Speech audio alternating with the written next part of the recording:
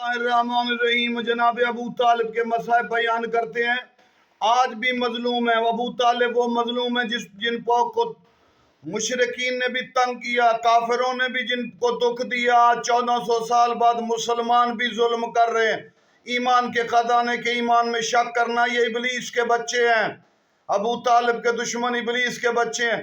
پوری زندگی دکھوں میں رہی، مصطفیٰ کو بچاتے رہے، خود دکھ برداشت کرتے رہے۔ ابو طالب مظلوم آقا شیب ابی طالب میں ہر دکھ دیکھی، ہر مصیبت کو دیکھا، پیچھے نہیں ہٹے، محمد کو بچاتے رہے۔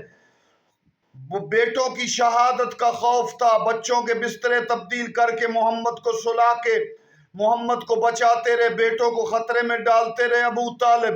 اور آج مسلمان اس ایمان کے خزانے پر ظلم کر کے کہیں کہ ایمان ہے کہ نہیں، لعنت ہے ایسے مسلمانوں پر۔ آفتاب جہان ماتاب زمان، امام زمان آئیں گے ابو طالب اور ان کی اولاد کے دشمنوں سے انتقام لیں گے۔